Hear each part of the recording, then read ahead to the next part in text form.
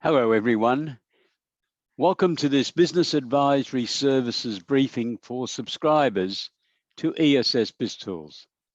This is our first session where we're going to try to give you some ideas, some thoughts, some inspiration on some of the activities that you might like to consider as we plan to enter 2021, a year which I'm sure we all hope will be significantly different to 2020.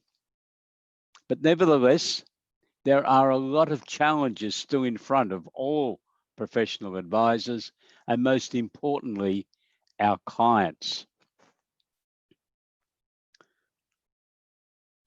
So let's have a look at some of the activities that you might be thinking about offering during the 2021. But first of all, I wanted to just bring you up to speed with some of the presentations that were made at the Business Advisory Services concept within the Accounting Business Expo that was presented as a virtual conference on the 16th and 17th of November. And if you were able to participate, you will, I think, have noticed the high number of presentations that were made under the banners of Business Advisory Services or Crowdsource Funding, Equity Raising, and Chief Financial Officer Services. The Business Advisory Services and Chief Financial Officer Services were components that we'd never seen in the past as being areas that were being prominently treated in this type of event. I think that is both a blessing and a potential problem for our subscribers.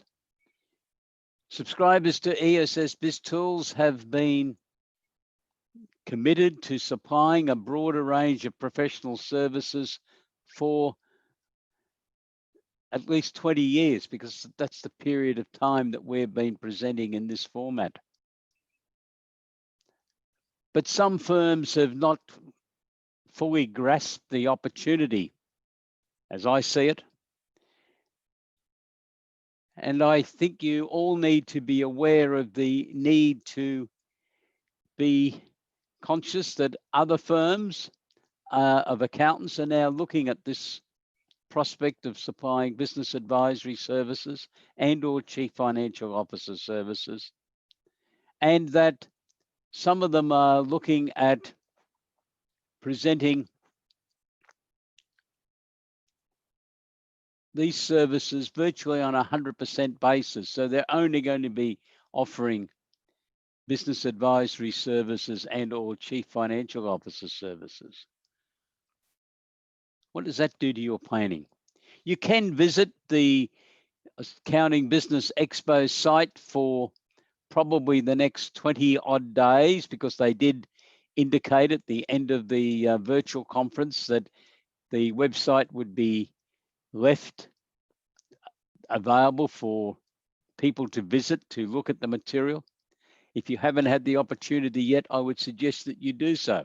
And obviously there's many articles on taxation issues and other work that accountants get involved in. But the two big ones that I'm very interested in is business advisory services and chief financial officer services. I did mention Crowdsource Funding earlier in the introduction. I didn't mean to mention it at that stage. I will come back to Crowdsource Funding a little later in this discussion today. If you have any questions or comments, why don't you send me a note, and I will be able to answer those questions if I can today. And if I can't answer them today, I will get back to you to give you an update on what I think. So just send me a comment in the presentation and I will respond to you. What I want to start with today then is strategies for 2021. What should you be doing within your firm and then within your clients? What type of activities might you be going to be looking at? I think the aftermath of COVID-19, and I know some of your clients are still very much involved and still receiving JobKeeper payments, but many of them have been able to graduate out of JobKeeper, and obviously some of them were never in JobKeeper in the first place. So what type of services have you been able to supply? I know that the first 2 weeks of every month have been very busy as you answer questions about their eligibility for JobKeeper and look at other services you can provide, perhaps help them with some loan applications and look at general advice. But does this now give you the opportunity to be talking to your clients to confirm to them that indeed you can continue to supply a broader range of services to help them from now on, that the services you've given them in 2020 were not a flash in the pan, they were not a once only, that accountants can supply a broader range of services. And indeed, I think you need to take on board what I said in the opening comments, that there are firms now around Australia run by accountants who are concentrating on supplying for 100% of their time business advisory services or chief financial officer services. Now, I'm not exactly advocating that, although we have some subscribers who are very close to those figures, and that's what they're aspiring to. So they are then subcontracting out their current compliance work, taxation work, to other accountants, and then probably working in conjunction with them to obtain a deal flow for business advisory and chief financial officer services. So what's your firm want to do? This is your question, of course. And has your team been trained to deliver those types of services?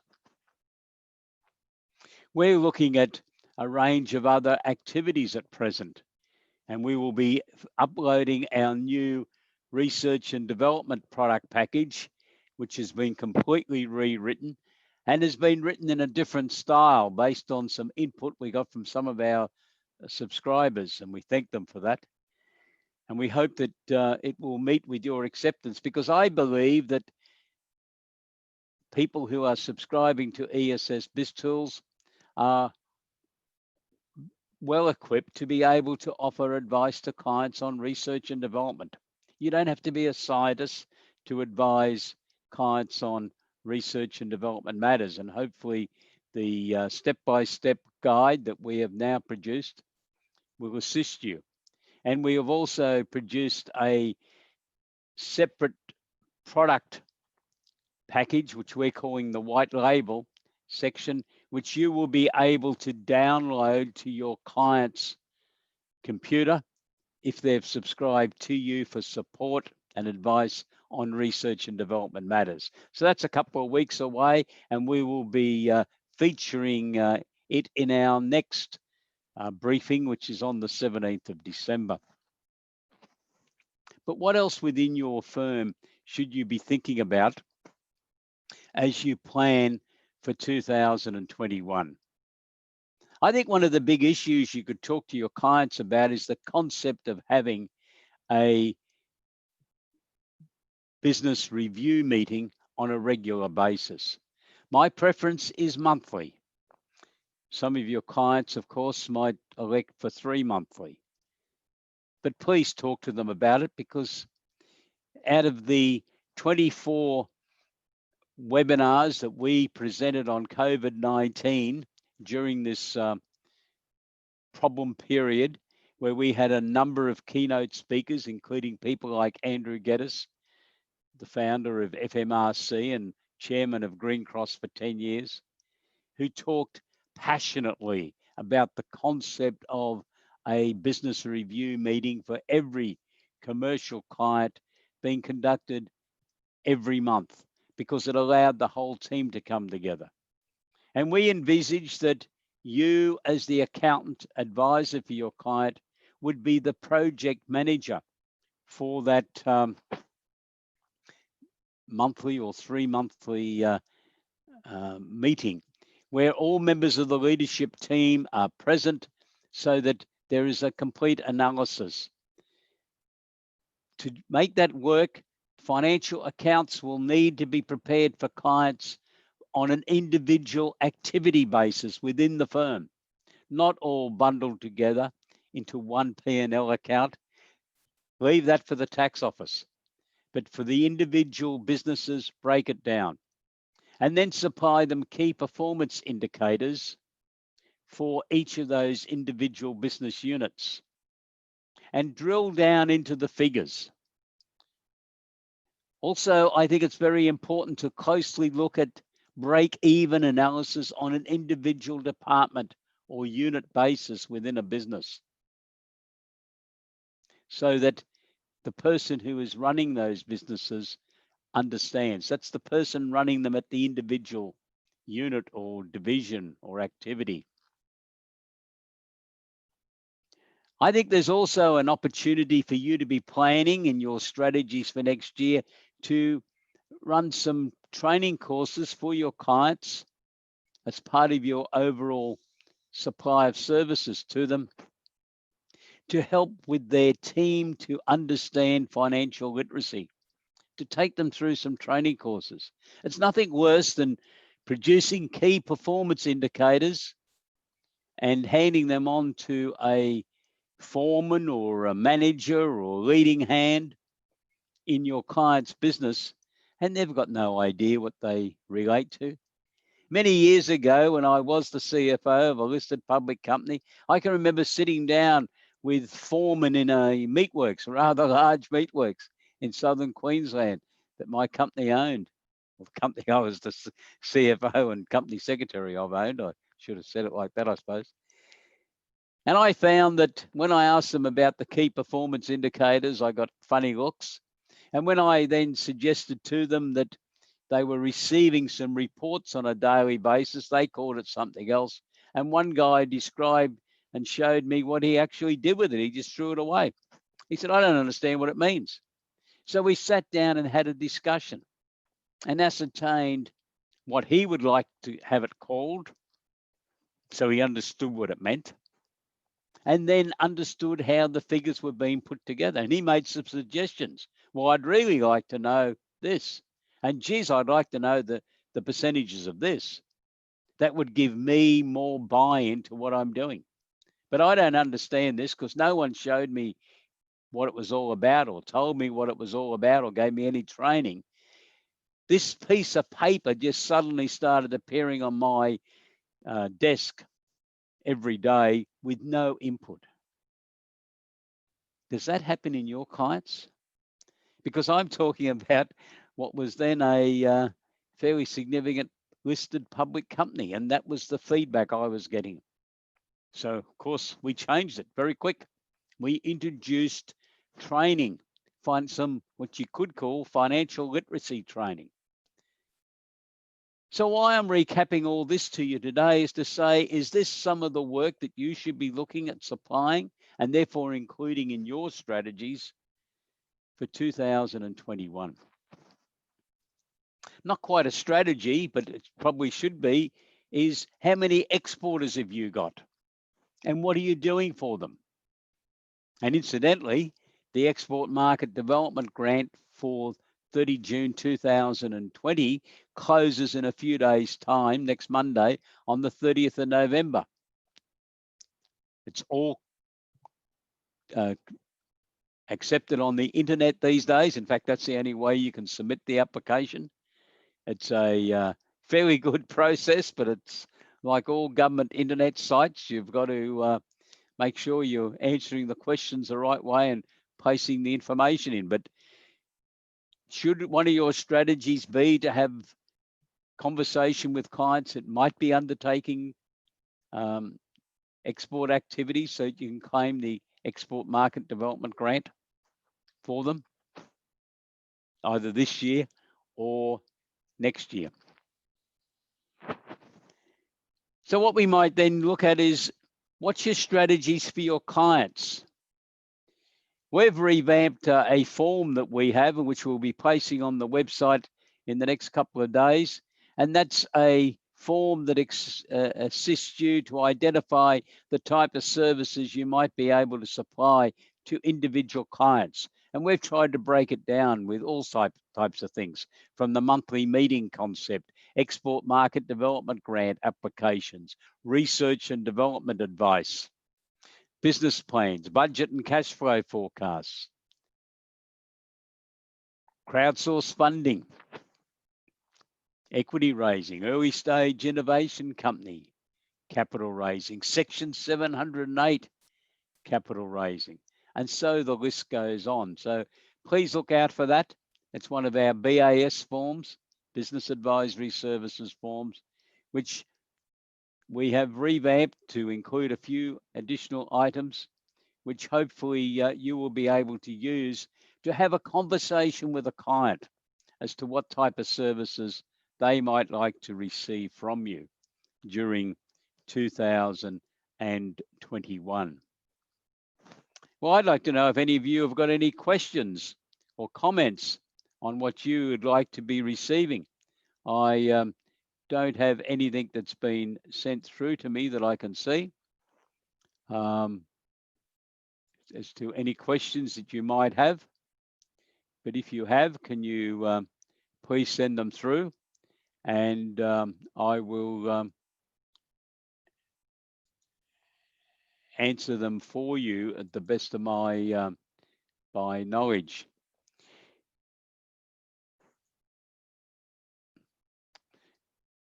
So the next one I had to discuss with you is issues of concern that any of you may have. And obviously you can raise them now if you wish, or if you're watching this as a recording later on, you might like to send me an email, peter@ESS BIZTOOLS, and we will get back to you. Russell's indicated he's been using ESS BizGrants recently. Is there any follow-on question or comment relating to that, Russell?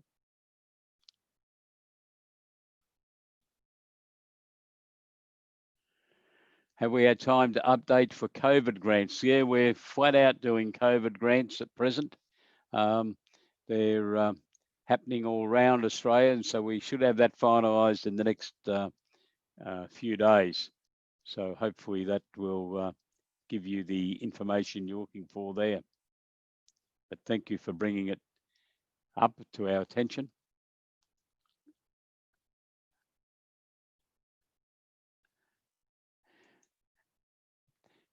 If you've got any other issues of concern, can you please send them through, and we'll see what we can do about it. The other item I wanted to mention was the crowdsource funding equity raising. I spoke to one of the joint managing directors of Birchall yesterday, Matt Vitale, who is based in Melbourne, so they've gone through all that lockdown period. But he tells me they've been very busy during this whole period of the lockdown in 2020, and we will be updating our crowdsource funding scorecard next week. But the interesting thing was that Vitale believes that 2021 is going to be very busy for them because they've had a lot more interest from business operators. Now, I don't know how many of those business operators have sought advice from the ESS BizTools subscribers, but I hope some of them have, and I hope some of our subscribers are getting involved in this process. But there are people out there, clients, who are looking to raise money from someone. They may not be eligible to raise funding from banks because they don't have security that they can offer. They've used all that up, but they would like to be able to raise some capital. Now, I'm not suggesting for one moment that every one of your clients could potentially raise capital, nor indeed will every one of your clients be interested in raising capital. Some people are very concerned about the concept that other people are going to own part of their business. But I think it gets back to having a conversation with clients. Do they want to avail themselves of the special 50% federal government guaranteed loans that are available for applications up to the end of June in 2021? I hear some of the banks aren't that keen to push those, and I can probably understand why, because they are loans that there's no security to be offered by the borrower. So the banks are probably taking that risk on 50% of the debt. Although I've heard that some banks are asking for personal guarantees, and I suppose I can understand that. But those loans are available. But if you've got clients who have got a good business and have got a good leadership team and some capable people on their board of directors,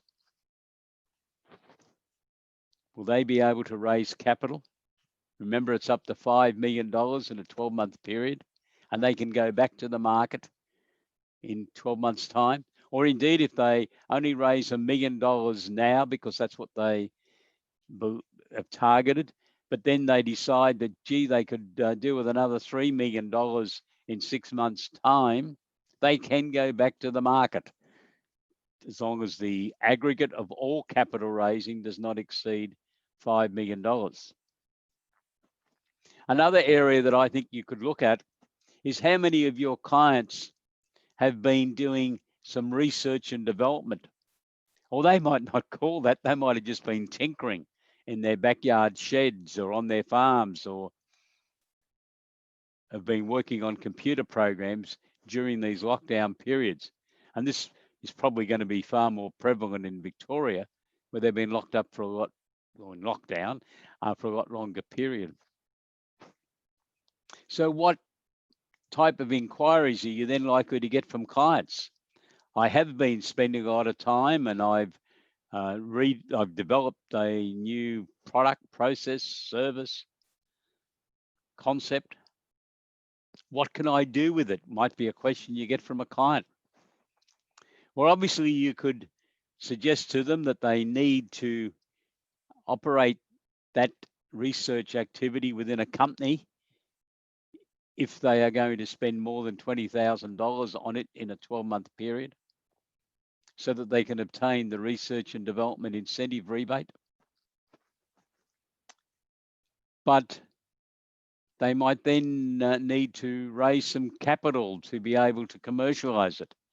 And this is really what the early stage innovation company classification was developed by the government for, to be able to assist those people who have undertaken some research and development, or have conceived an idea that could be quite a good product, to be able to raise capital.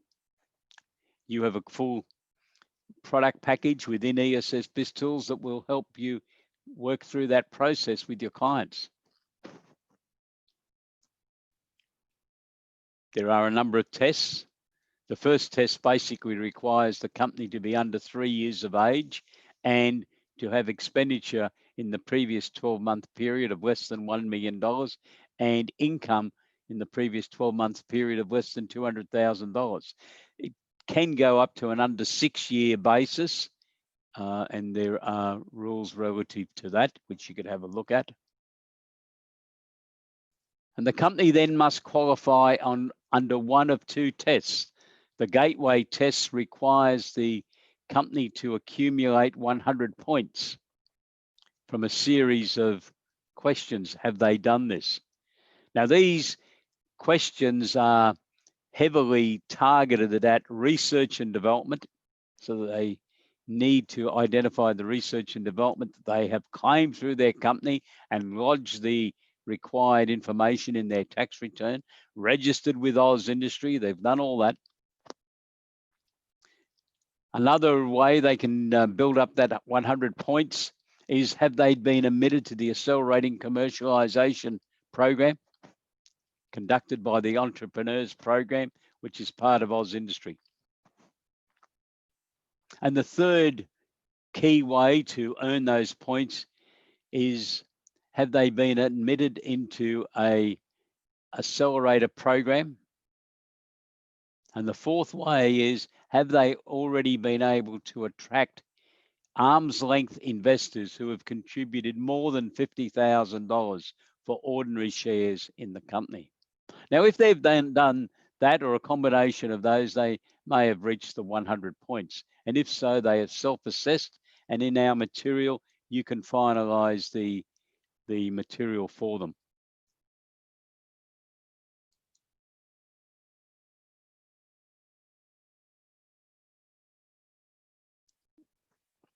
So that, I was just checking if we had any more questions or comments. If they don't make the 100 points, you could then look at the principles test. There are 5 questions in the principles test, which requires more than a yes/no answer, that you can then go through and complete, or have the client complete. And in some instances, they'll require some expert external opinion as to what they think of this particular project. Has it got commercial potential? Can it be scaled up? Is the company going to be concentrating virtually all of its efforts on this particular product? And so on. Now, the real benefit out of getting that registration early stage innovation company for the company is that it gets some investors into them, but the company is able to offer the bribe, in effect, that the government has created, because investors receive 20% off their tax bill, up to $200,000 maximum for a sophisticated investor, and up to $10,000 for a retail investor. Plus, if they hold the shares for longer than 12 months, they avoid capital gains tax. So that's some ideas that you might like to consider as you look at developing your strategies for the next 12 months. I noticed in yesterday's Financial Review an article that, whilst it's talking about the mid-tier firms and the big 4 firms, it is really, I think, highlighted one of the key activities that accountants of small firms and medium-sized firms should be thinking of. And the heading is, Back to Basics Helps Mid-Tier Beat Big 4.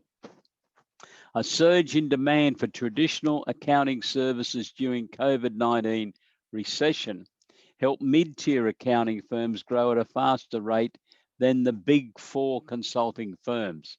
So it is basically saying those firms that supplied this wider range of services to meet their clients' expectation have performed on a percentage basis better than the big 4 firms during that same period. Food for thought, I think. Our next briefing session along these lines is going to be presented on the 17th of December. And I want to discuss with you that day the charge out rates calculator for tradies and the retail pricing product mix calculator for retail stores. So thank you for joining us today. For those of you who are watching us live, for those who are watching this as a recording later on, please send us